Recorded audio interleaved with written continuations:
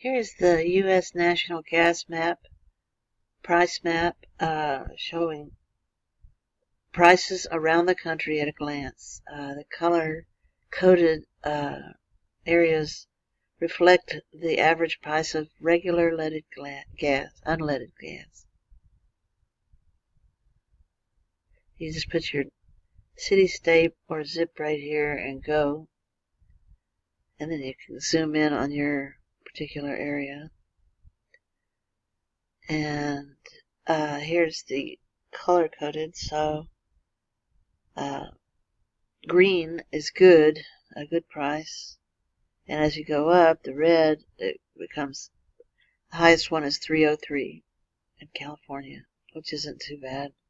It's just 50 cents more than it is here. Its average price is about $2.50 here, and where I'm at in Dallas. I'll give you the websites to these two websites. Here's Gas Buddy website and the other heat map too.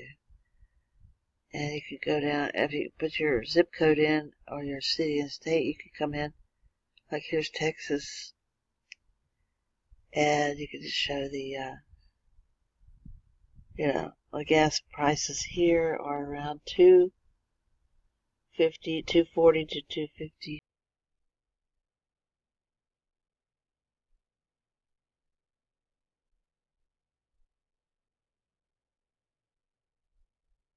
Gas will go up another 25 cents at least.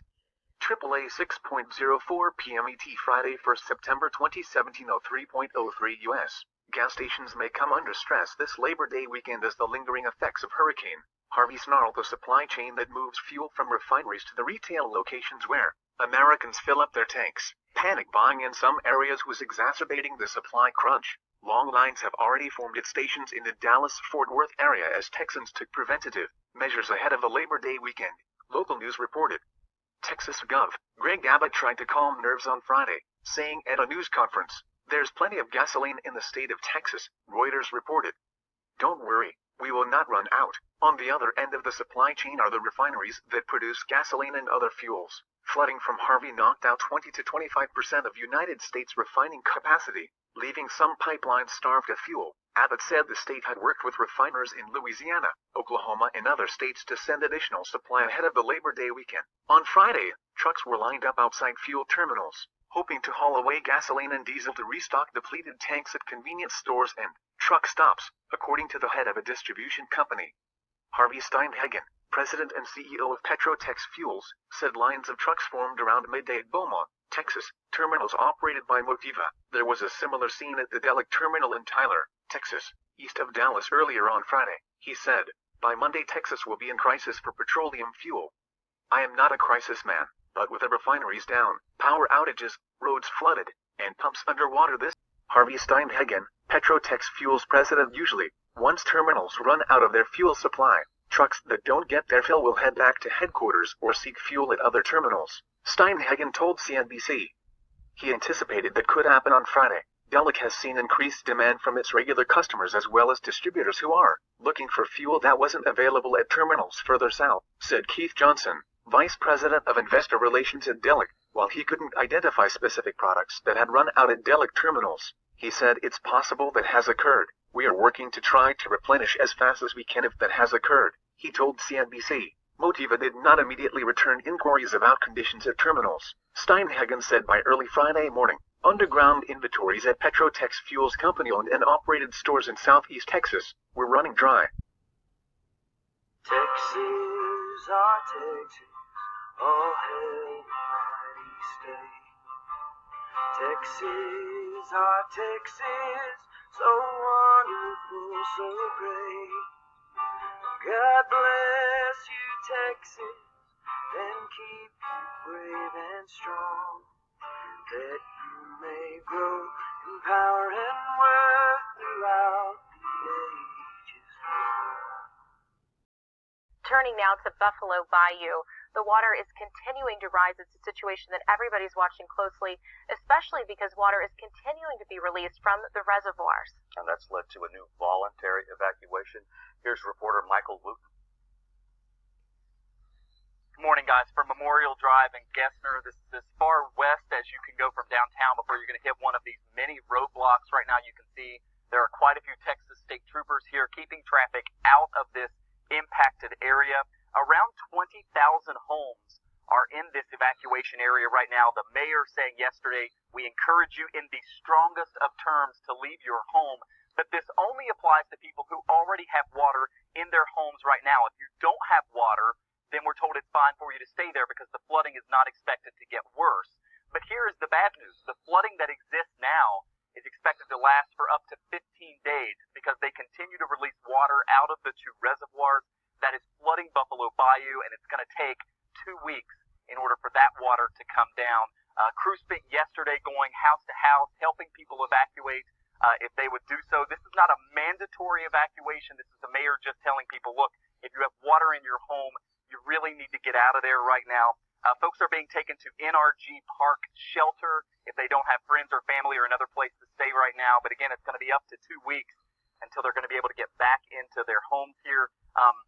We expect that later today, crews will start to go back into these neighborhoods and let people know, hey, if you're here and you have water in your home, you need to get out. In some cases, using boats and other rescue equipment to get people out. A lot of people did that yesterday, but we are told there are still some families remaining in their homes in this impacted area. We'll continue to update you all morning long here as we learn more and as we see crews start to go back in. But for now, standing for Houston, I'm Michael Wooten for KHOU. We had some explosions there at the plant. They likely were going to expect more, and here we are. We're all working together in the region, not just in the city of Houston. If you lost everything, what would you need to survive?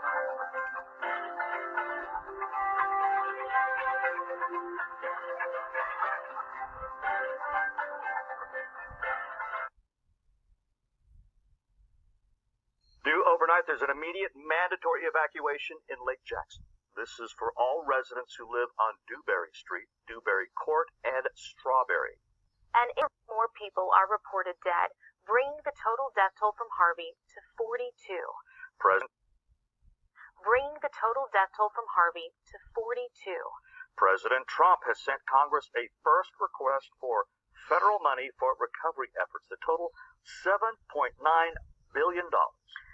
We are hoping to learn more about that today when the President and First Lady visit Houston and Lake Charles, Louisiana. Again, that's happening later today. Out of the danger, out of the woods yet. Behind me, they still have the road blocked here on 90 east and westbound, that 1.5-mile radius evacuation. That's because they've had a couple of fires there this week. Flames shot out of the Arkema plant last night about 5 p.m. with some black smoke.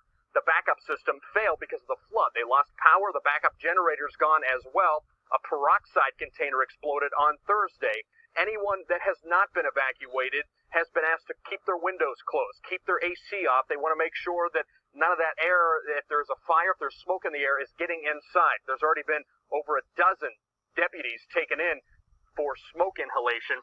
Now, Arkema has released some information saying that they safely shut down last Friday, but they weren't ready for 40 inches of rain, and they weren't sure what they could have done to be ready because they had backup generators. It's hard to prepare for a storm of this magnitude. People near the plant say it sounded like a bomb went off when the explosion happened on Thursday, and the plant executives say that it may not be over. That's why this evacuation is still under effect for a 1.5 mile radius. A lot of people they're saying that they're likely to see more incidents like this, so a lot of people basically waiting anxiously, hoping that they can get power restored and everything back to normal out here in Crosby this morning. But that's what it looks like right now. You have to change your plans if you plan on coming through this area. They'll reroute you. A lot of these folks evacuating, some of them deciding to stay and keep their AC and windows closed. Standing for Houston this morning, Will Ewick. This morning, starting today, the Houston Independent School District is providing 3 free meals a day for those affected by Harvey. The district says they are starting with lunch service at 4 elementary schools this morning. And those who get SNAP benefits will automatically have their September money loaded onto their Lone Star cards this weekend. Normally, people see their benefits staggered through the first half of the month. Also, a warning from the city of Houston. They say someone is going around impersonating city and FEMA officials. The impersonators are apparently knocking on doors, trying to break into people's homes. If you aren't sure who is at the door, the city asks them for identification. Anyone who is an official should be able to show you a clearly marked photo ID. FEMA impersonators. Please tell us where to go. Across parts of southeast Texas, volunteers are now helping flood victims clean out their homes. Howard Holmes admitted starting over is already overwhelming. You can't stop. You have to keep going. Because if you stop, you lose that head of steam. President Trump will visit the storm-ravaged region today, a day after he asked Congress for $8 million in initial federal disaster relief for Hurricane Harvey victims. Even as more help arrives, floodwaters continue to threaten thousands. You need to understand about the possibility that you could be impacted by flooding waters in the coming days. In Beaumont, where Harvey made a second landfall earlier this week, the city is still without access to clean water. Now bottled water being brought in is gone almost as quickly as it's delivered. It's not a good situation. We've been in line every day at all of the different stores buying water because we unfortunately aren't in line in time to get free water. Here in Houston, most of the floodwater is expected to receive by the end of the weekend. The police chief here has been traveling across the city thanking officers who carried out countless rescues. Can't sleep, knowing that you have people out there in danger. None of us have been able to sleep. Other problems continue to plague the region, including more fires at a chemical plant where flooding cut power to generators that cooled volatile chemicals. Don Champion, CBS News, Houston. And Congress is expected to vote on the federal relief package next week. And to speed up that process, the Trump administration is asking them to pass it without any other political measures like raising the debt ceiling. And I know that's something everyone in Houston is following closely. They want this money. They want it now. We don't want to wait. We don't want the political debate to slow things down. Don't let that red tape get in the way. Hardworking folks during Harvey is the face and the voice of the Harris County Flood Control District. By now, you know meteorologist Jeff Lindner. Wearing his trademark blue shirt, he's held a constant stream of news conferences, answering a constant stream of questions. People appreciate his hard work. A GoFundMe page has been started called Let's Buy Jeff Lindner a Vacation. So far, it's raised over $16,000. How about that? Well, despite the good intentions, he cannot accept the money. Rules are rules. Looks like the money will be going to charity. You have to imagine, how much he's slept in the last few days. Probably not at all. Like so many people, those first responders, county and city officials have been working around the clock. We've seen it day after day after day. He can't get that vacation, but maybe some friends will pitch in and we'll buy a new blue shirt. He likes those blue shirts. He does. That's his color. Well, if Harvey wasn't stressful enough, imagine going through the storm while you're in labor at home with your family. Boyd Hooper doesn't have to imagine after talking to one woman. Just when you think you know where life is taking you. Yeah, curveballs. One curveball after another. The other side of the street is my subdivision. Headed toward Murray Poloski. Maybe I got lucky and there's no water in my house. Yeah, there's water in his house. It feels like I'm in a movie. It just does not feel real. How is this possible? Curveballs. All right. This is Carter Ryan, and this is Cameron James. They were born on their daddy's birthday, which was Friday. Just as Harvey was about to change their world. We'll be home in 48 hours. No big deal. Oh, man. The former Marine and his wife saved for years for this house. Oh, my God, look at that. Those are pigs. 4. Trying to escape. Escape. Like their 2 older boys, 7-year-old Dylan and 4-year-old Drake, had to escape the flood while staying at their grandparents' house. Sorry. As Nicole's babies were born. The most gut-wrenching moment as a mother. Seeing a picture of your children getting on a boat and you're not there. And that nursery back home. The little onesies. I got them. Oh, makes me want to cry. It's just stuff, Cole. It's just stuff. As a mom, you want to give them the best entry into the world. And I think I just feel like I wasn't able to do that. Baby clothes in a garbage sack in a neighborhood unlikely to be home again for a year. It's tough, knowing how much she is hurting. Yeah. Curveballs.